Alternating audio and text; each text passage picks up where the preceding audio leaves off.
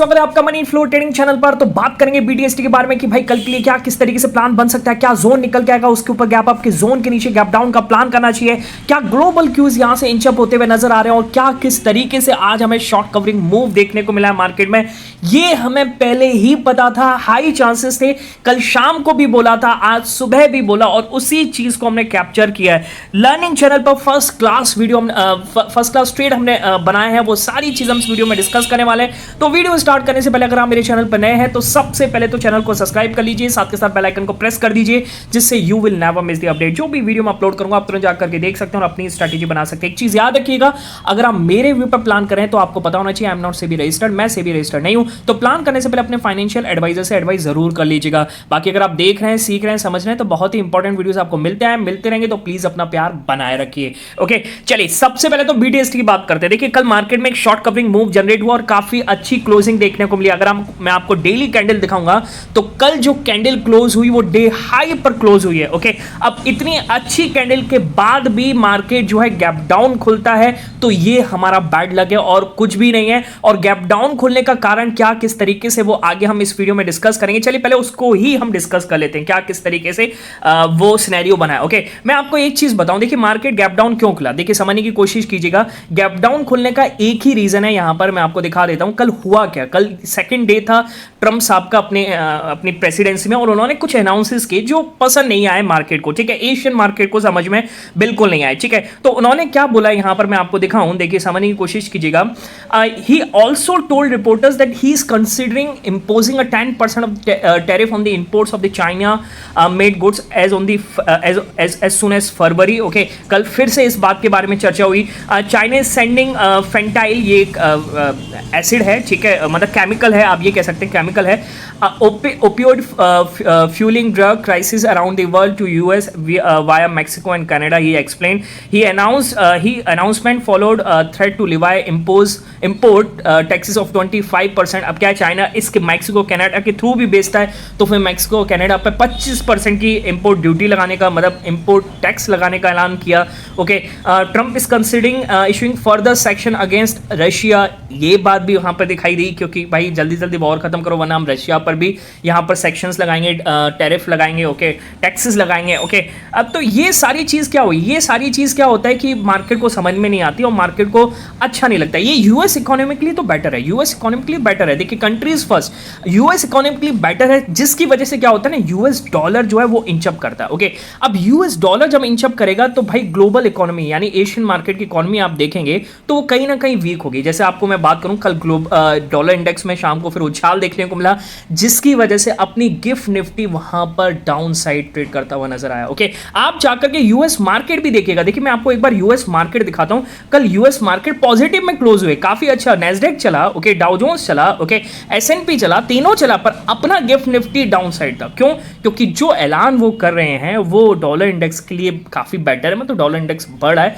पर अपनी करेंसी के लिए बेटर नहीं है, अपने मार्केट के लिए बेटर नहीं है, अपनी इकोनॉमी के लिए बेटर नहीं है, इसकी वजह से हमें गैप डाउन देखने में।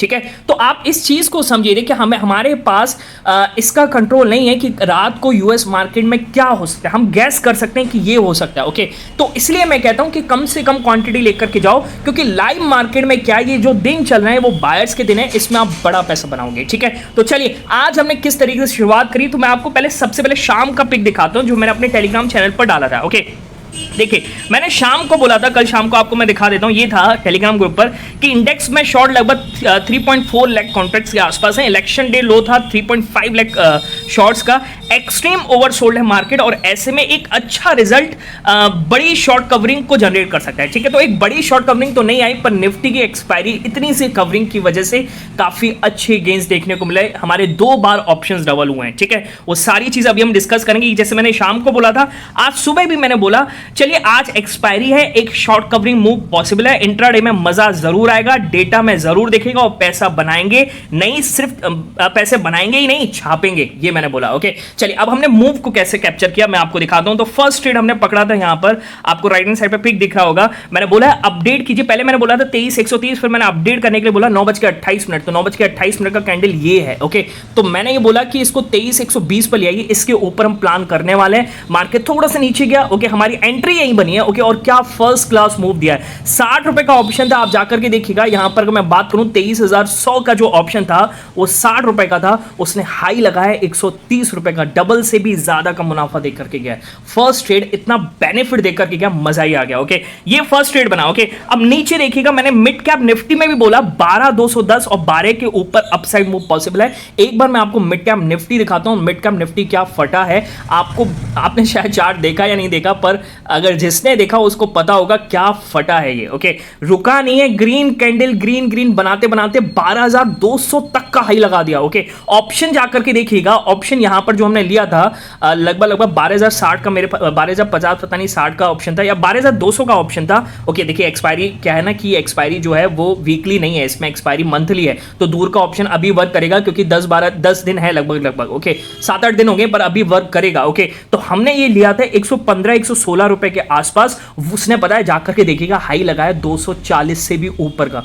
ठीक है, मैंने कहा बुक किया भाई, मैंने बुक कर लिया था 230 के आसपास जब आ गया था, और वो था यहां पर 12,150 के आसपास। ठीक है, मैंने कहा चुपचाप यहां से निकल जाना बेटर है, पर ये उसके बाद भी चलता चला गया। ठीक है, बात समझ में आ रही है। तो आप ये समझ के चलिए कि यहां पर भी अब 240 लगभग सॉरी ये 116 है। ठीक है, तो 115-116 वाला जो ऑप्शन था 240 से ऊपर तक गया, मैंने 230 के आसपास, यानी कुल मिलाकर के यहां पर भी हमने डबल का मुनाफा किया। ठीक है, तो देखिए इंटरडे में क्या ट्रेड मिल रहा है। एक और ट्रेड दिखाता हूं, आप समझने की कोशिश कीजिएगा, जो अभी लास्ट मैं लेकर के चुपचाप अब बाहर हो गया हूं मार्केट से।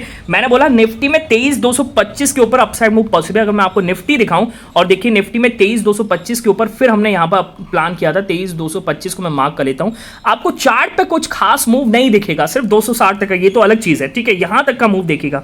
आप ऑप्शन जाकर के देखिए, कौन सा आप ऑप्शन देखिए 23,250 का। ठीक है, 23,250 का ऑप्शन देखिए, जब 23,225 के आसपास था ये ऑप्शन चला था 10 से 12 रुपए के आसपास। ठीक है, मैंने नीचे लाइन क्या बोली है, निफ्टी फायर होना चाहता है पर बैंक निफ्टी सपोर्ट नहीं कर रहा। ओके, अब क्या हुआ, उसके बाद बैंक निफ्टी ने सपोर्ट किया, थोड़ा सा वहां पे रुका और थोड़ा सा वहां से चला, निफ्टी फट गया। निफ्टी ऐसा फटा कि 10-12 का ऑप्शन जो है, मैं आपको लेफ्ट हैंड साइड पे पिक भी दिखा देता हूं, 10-12 का जो ऑप्शन है वो हाई लगाया इसने। मैंने जो बुकिंग करी है, थोड़ी बुकिंग 27 रुपए के आसपास कुछ बुक किया, और फाइनल बुक मैंने किया था 30 से 32 रुपए के आसपास। यानी कहने का मतलब है डबल से भी ज्यादा का मुनाफा मुझे इसमें मिला है, डबल से भी ज्यादा का मुनाफा। ओके, तो आप समझ रहे हो, आप इस चीज को समझो कि इंट्राडे आपके हाथ में है। आप रिस्क बीटीएसटी में उतना ही लो जितना आप प्रॉफिट पे ले सकते हो, अपनी कैपिटल पे कभी रिस्क मत देना। अब मैं अगर कल के लिए बीटीएसटी लूंगा तो अपने प्रॉफिट पे ही लूंगा, अपनी कैपिटल पे बिल्कुल नहीं लूंगा। ठीक है, बात समझ में आ रही है। ओके, चलिए, तो अगर आप भी सीखना चाहते हैं, समझना चाहते हैं कि किस तरीके से हम सेंटीमेंट पर ट्रेड को बुनते हैं, किस तरीके से हम देखते हैं, किस तरीके से मार्केट को कैप्चर करते हैं, किस तरीके से मोमेंटम लेवल को पकड़ते हैं, तो उसके लिए आप मेरा टेलीग्राम चैनल ज्वाइन कर सकते हो। टेलीग्राम चैनल ज्वाइन करने का तरीका एक ही है, क्या कि डिस्क्रिप्शन में जाना और डिस्क्रिप्शन से जाकर के ज्वाइन करना, इधर उधर से सर्च मत करना क्योंकि बहुत सारे फ्री चैनल्स अवेलेबल है। क्लियर, बात समझ में आ गई। चलिए अब आते हैं बीटीएसटी सेटअप पर। ओके, तो कल का आपने यूएस मार्केट देख ही लिया कि काफी अच्छा चला। ओके, क्योंकि सारे फेवर यूएस के में थे, है ना, सारी चीज यूएस फर्स्ट उन्होंने सीधा सीधा बोल दिया है, तो वहां पर काफी अच्छा मूव बन रहा है। ओके, पर इन्वेस्टर और ट्रेडर यहां पे थोड़े कॉशियस है। ठीक है, तो मैं आपको एक यहां पर आप समझ के चलिएगा कि ये इन्वेस्टर हैं, ओके, जिनका नाम है जेमी डिमॉन। ओके, ये क्या कह रहे हैं, यूएस मार्केट को उन्होंने बोला है कि US stock market is kind of inflated. Inflated का मतलब समझते हैं कि थोड़ा ये अब महंगा हो चुका है, थोड़ा बहुत बढ़ चुका है, मतलब काफी ज्यादा बढ़ चुका है, इनका कहने का मतलब है। तो क्या करें, JP Morgan Chase CEO Jamie demon on the Wednesday called the US market is inflated and said it felt more cautious than the other in the business world. Okay, तो उनका कहना यह है कि यूएस मार्केट जो Trump के आने के बाद जो बढ़ते चले गए हैं, तो इससे काफ़ी महंगे हो गए हैं। अर्निंग्स जो उनका एस्टिमेट होता है उससे भी ऊपर चल रहे हैं, तो काफ़ी कॉशियस रहने की उन्होंने सलाह दी है। ओके, और उनको डर लगता है कि अदर देन मार्केट से ज़्यादा इसमें कॉशियस रहने की ज़रूरत है। ओके, तो वहाँ पर इन्वेस्टर और ट्रेडर बहुत कॉशियस हैं।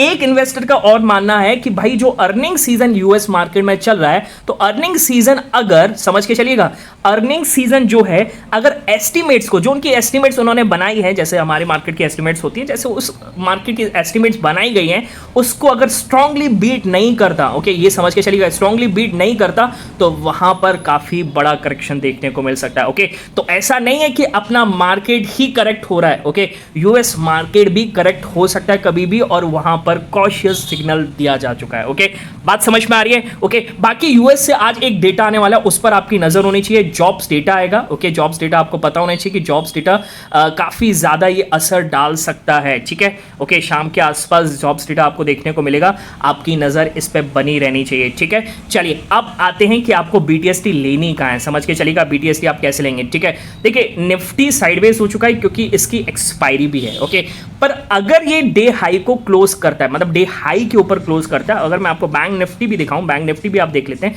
ऐसा नहीं कि निफ्टी साइडवेज हो रहा है, बैंक निफ्टी भी साइडवेज हो चुका है। ठीक है, तो अब आपको प्लान करना चाहिए, अगर यहां से निफ्टी बैंक की भी क्लोजिंग जो है वो 48,800 के ऊपर आए। ठीक है, ये आप समझ के चलिएगा। ओके, 48,800 के ऊपर निफ्टी बैंक की क्लोजिंग आए, और मैं आपको यहां पर दिखा दूं, इसमें भी निफ्टी की अगर मैं बात करूंगा तो इसमें भी क्लोजिंग जो है वो भी 240 260 के ऊपर आए। ओके, तभी आप यहां पर गैप अप का प्लान करेंगे, अदरवाइज गैप अप का प्लान नहीं करेंगे। बात समझ में आ गई?